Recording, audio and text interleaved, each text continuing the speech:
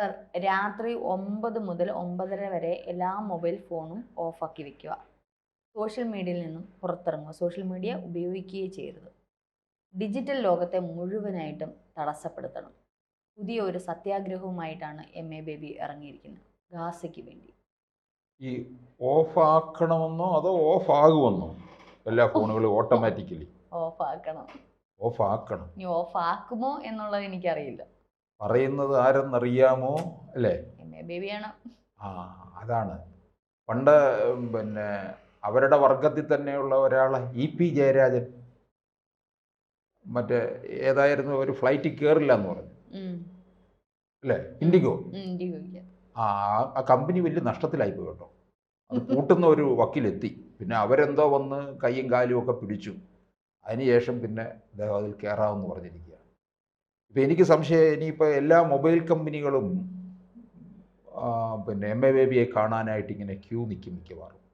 കാരണം അത് സത്യാഗ്രഹമാണ്, MA ബേബിയാണ് എടുക്കുന്നത്. അരമണിക്കൂർ എന്ന് പറഞ്ഞു കഴിഞ്ഞാൽ ലോകം മുഴുവൻ നിശ്ചലമാകത്തില്ലേ? എന്തായാലും അല്ല, ഇതില് പ്രധാനമായിട്ട് LDF സർക്കാരിലെ എല്ലാ മന്ത്രിമാരും എല്ലാ നേതാക്കന്മാരും CPM അണികളും നേതാക്കന്മാരും സഹാക്കന്മാരും ഇതൊന്ന് ഓഫാക്കി വെച്ചാൽ കേരളം അരമണിക്കൂറത്തേക്ക് രക്ഷപ്പെടും. അല്ല, ഇപ്പൊ MA ബേബി പറയുന്നത് എല്ലാവരും അത് നിശ്ചലമാക്കണം, അല്ലേ? പലസ്തീന് ഐക്യദാർഢ്യം പ്രഖ്യാപിച്ചു. സത്യാഗ്രഹം, ഡിജിറ്റൽ സത്യാഗ്രഹം.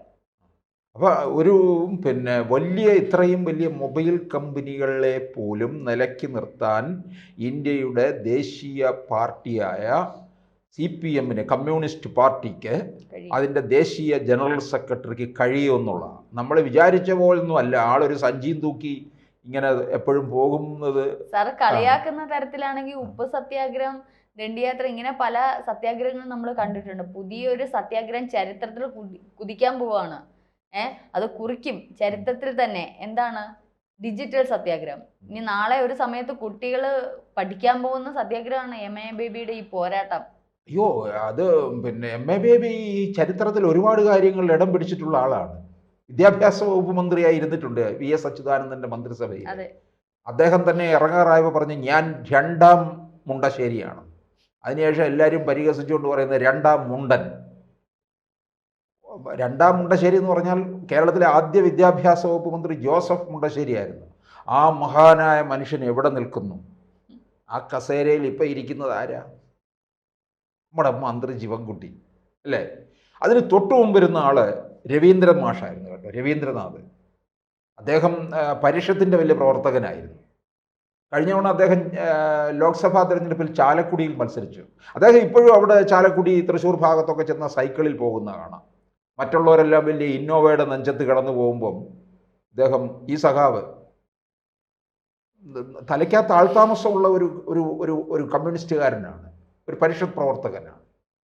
അപ്പോൾ എന്നിട്ട് ഈ MA ബേബി ഈ രണ്ടാം മുണ്ടൻ ചമഞ്ഞ്, ഞാനാണ് കേരളത്തിലെ സാംസ്കാരിക രംഗങ്ങളെല്ലാം നോക്കി നടക്കുന്നത്, ഞാൻ പറയുന്നതനുസരിച്ചാണ് സാംസ്കാരിക നായ്ക്കളൊക്കെ കുരയ്ക്കുന്നത് എന്നൊക്കെ പറഞ്ഞ് ഈ സഞ്ചിക്കകത്തൊക്കെ ഇപ്പോൾ ഒരുപാട് വിലപിടിപ്പുള്ള സംഭവങ്ങളുണ്ട് കേട്ടോ, രേഖകളുണ്ട്.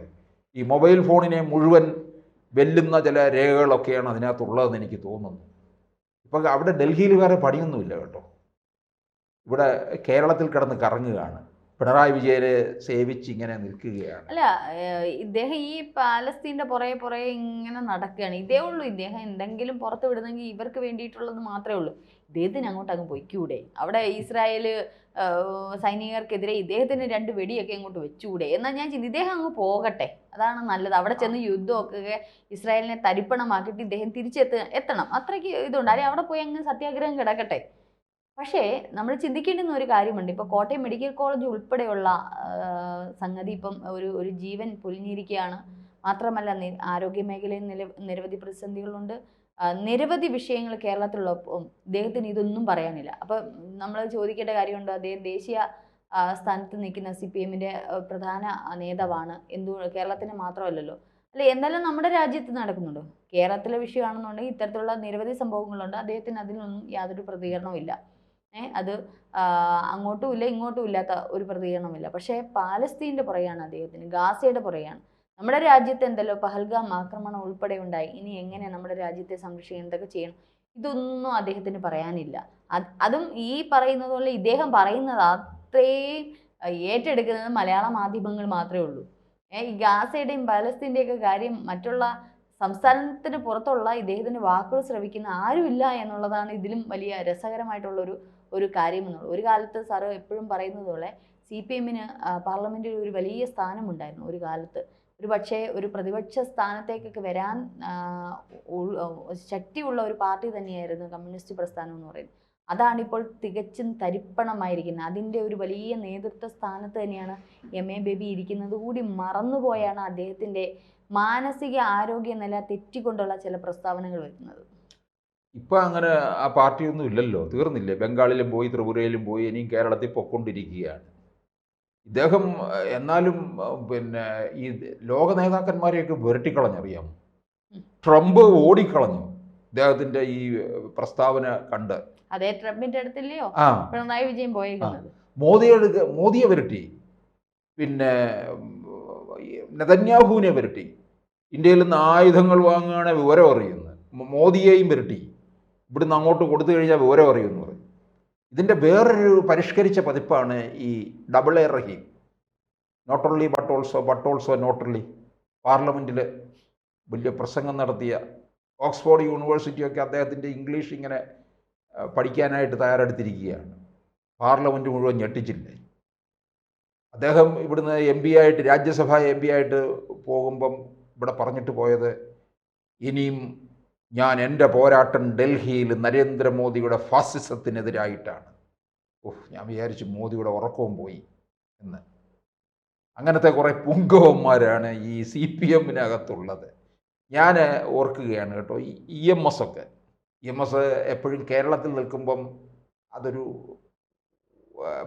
അദ്ദേഹത്തിൻ്റെ പ്രസംഗം, പ്രഭാഷണം ഒക്കെ കേൾക്കാനൊക്കെ ഒരുപാട് പേരുണ്ടാവും. ഇദ്ദേഹം പാർട്ടിയുടെ അഖിലേന്ത്യാ ജനറൽ സെക്രട്ടറി ആയി കഴിഞ്ഞപ്പം നമുക്കറിയാം കേരളത്തിൽ മുഴുവൻ സമയം കിട്ടത്തില്ലല്ലോ.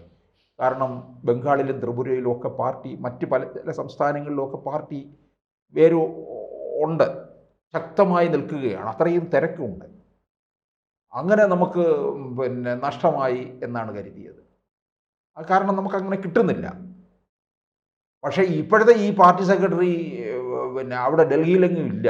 ഇവിടെ ഏത് സമയം ഇവിടെ തന്നെ ഉണ്ട്. AK സെൻറ്ററിൻ്റെ പരിസരത്ത് കിടന്ന് കറങ്ങുകയാണ്. ബാഗും തൂക്കി, ബാഗല്ല സഞ്ചിയും തൂക്കി ഇങ്ങനെ കിടന്ന് കറങ്ങുകയാണ്. അദ്ദേഹത്തിന് ഇവിടെ കേരളത്തിലെ ഈ വിദ്യാഭ്യാസ രംഗം കുത്തുവാളയടിപ്പിച്ച ഒരു വിദ്യാഭ്യാസ വകുപ്പ് മന്ത്രി വേറെ ഇല്ല.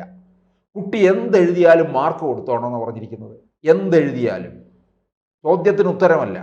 ശകുന്തള എന്ന് എഴുതുമ്പോൾ ഷള എന്ന് എഴുതിയാലും മതി, പോയാലും കുഴപ്പമില്ല. കുട്ടി മനസ്സിൽ വിചാരിച്ചിട്ടുണ്ട് പിന്നെ ശകുന്തള എന്നാണ്. അതാണ് MA ബേബി എന്ന് പറയുന്ന ഈ രണ്ടാം മുണ്ടൻ. അദ്ദേഹമാണ് ഇപ്പോൾ പറഞ്ഞിരിക്കുന്നത് മൊബൈൽ ഫോണെല്ലാം ഓഫ് ചെയ്ത്. ഇവർക്കൊക്കെ ഒരു കുഴപ്പമുണ്ട് കേട്ടോ, ഈ CPM-കാർക്കും ഈ പിന്നെ കുറച്ച് ഈ ഫെമിനിസ്റ്റുകളുണ്ട്. ഇവരുടെയൊക്കെ പ്രശ്നം എന്നറിയാം. ലോകത്ത് എവിടെയെങ്കിലും എന്തെങ്കിലും പ്രശ്നം ഉണ്ടാകുന്ന ഉടനെ തിരുവനന്തപുരത്ത് പാളയത്തെ രക്തസാക്ഷി മണ്ഡപത്തിൻ്റെ മുമ്പിൽ മെഴുകുതിരി കത്തിക്കലാണ് ജോലി.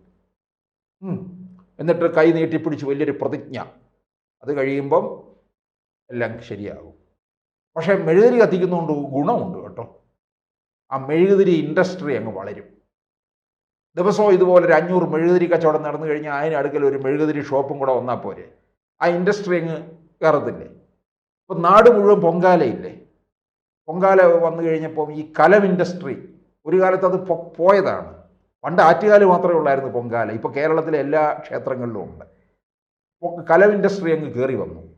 അതുപോലെ ഈ CPM-ലെ ഇത്തരത്തിലുള്ള ഈ പുങ്കവന്മാരും ഫെമിനിസ്റ്റുകളും ഒക്കെ വിചാരിച്ചു കഴിഞ്ഞാൽ ഈ മെഴുകുതിരി ഇൻഡസ്ട്രി അങ്ങ് കയറി വരും. കുടിൽ വ്യവസായമൊക്കെ അല്ലേ, പലരും എത്രയോ പേര് ഉപജീവനം നടത്തും.